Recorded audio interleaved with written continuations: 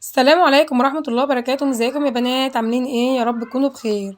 ما تنسوش بقى يا بنات اللايك وتشجيع بقى عشان استمر معاكم في القناة، عشان بجد كنت متضايقة جدا وما كنتش بنزل لكم فيديوهات خالص عشان كنت زعلانة منكم عشان قلة تشجيعكم في القناة.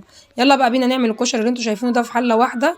انا جبت بقى كوباية من الزيت وقطعت بصلتين كبار كده عشان نعمل مع بعض البصل مع بعضينا. تمام.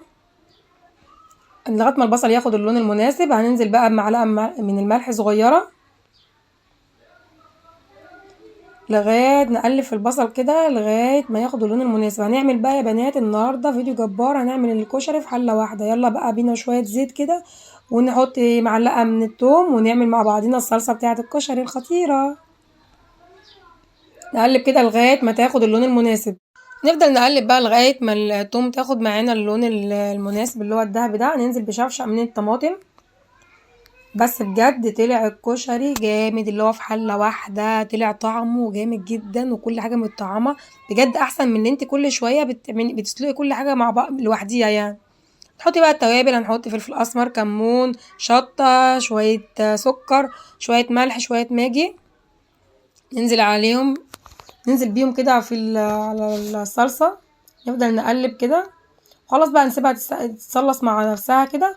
يلا بقى بينا نبتدي ونقول بسم الله. هننزل بقى بايه يعني؟ ده ربع كيلو من الشعريه، نزلت بايه؟ ب... بنصه يعني. طبعا نفس الزيت اللي احنا عملنا فيه البصل. ابتدي بقى ان انا اقلب كده لغايه ما تاخد الشعريه اللون اللي هو الذهبي كده. هو انا حاسه اللي هو الزيت كتير، انا هقلل شويه شويه من الزيت. ربع كيلو بقى من الرز غسلته وصفيته. ابتدي بقى اللي انا اقلب كده زي ما انتوا شايفين لغايه ما ايه الرز يتشمع مع الشعريه كده. كل حاجه تاخد وقتها يعني. كل ما بتنزلي بحاجه بتفضلي تقلبي فيها بتاع مثلا 5 دقايق كده لغايه ما تتشمع. دول بقى كيلو الا ربع من المكرونه. جبت نص من اللي هي الخواتم وربع من اللي هي المعوجه ديت. وبرضو هستخدم برضو الاسباجيتا برضو. تمام. بس هبتدي ان انا احط دول الاول، المكرونات الصغيره الاول، وتخلي اللي هي المكرونه الاسباجيتا في الاخر. ابتدي برضو اللي انا اقلب كده المكرونات مع بعضيها كده مع الرز مع الشعريه لغايه ما تاخد اللون المناسب. يلا بقى نتشجع كده، وقومي تشجعي كده واعملي احلى كشري في حله واحده، هيطلع معاكي بجد جبار. مفيش احلى من كده ومفيش اطعم من كده، وكل حاجه متطعمه واحسن من ان انت بتسلقي كل حاجه لوحديها، واحلى من المكرونه المسلوقه يعني. ده بجد طعمه حلو. بص انا بقول لكم اللي هي ايه، كل حاجه اتشمعت. لازم تدي كل حاجه وقتها كده. بقى طبعا الصلصه خلاص كده اتسبكت. هقفل بقى عليها النار وابتدي بقى اللي انا ايه اقلب برضو كده في المكرونه مع بعض، ولا توسخي المواعين ولا تبهدلي الدنيا. يلا بقى بينا نزود الميه يكون سخنه ما يكونش ساقعه. تزودي ميه يكون ايه سخنه. مش عارفه تحسوا يا بنات لما باجي انزل لكم فيديو او باجي احط مثلا الصوت بلاقي دوشه كتير جدا والناس كتيره معديه وشغلانه. انا كده طبعا زودت الميه زي ما انتوا شايفين، زودتها يكون سخنه. وطبعا ما تزوديش الميه، خلي بالك تحذير ما تزوديش الميه يكون كتير. هننزل بقى بالتوابل، بفلفل اسمر، كمون، شويه من الملح، شويه من الماجي. ابتدي اقلب كده. ده بيبقى متطعم ده ويبقى جامد طبعا عن اللي هو ايه بيكون مسلوق. ازود بقى، انا لقيت اللي انا عايزه ازود ميه تاني برضو. زودت شويه من الميه، لازم كده الميه تغطي المكرونه. تمام. طبعا كل سنه وانتم طيبين، احنا داخلين بقى على ايام مفترجه وايام رمضان، ويعود علينا وعليكم يا رب بألف خير وصحه وسلام.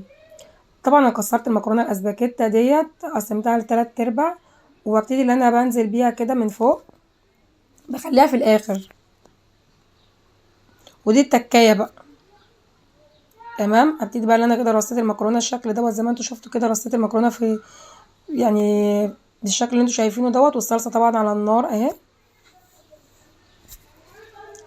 بجد جميل جدا، طلع حلو وسهل وما بياخدش منك وقت، بتعمليه في ثانيه. هننزل بقى بمعلقه من الخل على الصلصه. انا بحب احط معلقه الخل في الاخر كده. بقى ببتدي اللي بسيب الحله مكشوفه كده وبيكون معليه النار زي ما بتيجي تعملي الرز كده. مش بتبتدي اللي انت بتعلي النار في الاول وبعد كده لما بتلاقيه خلاص اتشرب بتروحي موطيه. انت بتعملي الكشري زي كده برضو يعني. لقيته شرب الميه، شرب الميه، ببتدي بقى اللي انا ارجع بوطي وبعد كده اروح مغطيه. ما بتغطيش غير بعد ما بتلاقيه شرب الميه بتاعته. عشان يطلع معاكي كشري ناجح لازم تمشي على الخطوات اللي انا بعملها دي. شويه من الزيت معلقة شوية من الشطة، حوالي معلقة كده ممسوحة، او زي ما انت عايزة الكمية اللي انت عايزاها، مثلا معلقة، نص معلقة، اللي انت عايزاه يعني حطيه. مش بأيدك بمقادير معينة، المقادير اللي انت عايزاها تعمليها، ومش ممكن برضو ممكن ما تعمليش كمية الكشري اللي انا عملتها دي. انا كمية الكشري دي قعدت معايا يومين. انزل بقى مع المعلقة من الصلصة زي ما انتوا شايفين كده، وطبعا نزلت في يعني بشوية من التوم برضو على الشطة. يلا بقى بينا نعمل مع بعض الدقة يا جماعة، جميلة جدا. شوية من الزيت، معلقة من الزيت، نص معلقة من التوم، شوية مية بقى سخنة بعد ما شوحت التوم. جبتها بقى في طبق، واحط شوية من الكمون، شوية من الملح، شوية من الخل، وابتدي ان انا اقلب كده. احلى دقة بقى يا جماعة، انا بحب الدقة جامد في الكشري. شوية من الماجي، من المرقة يعني، انا بحب الدقة جامد في الكشري. هنزل بقى بنص الليمونة.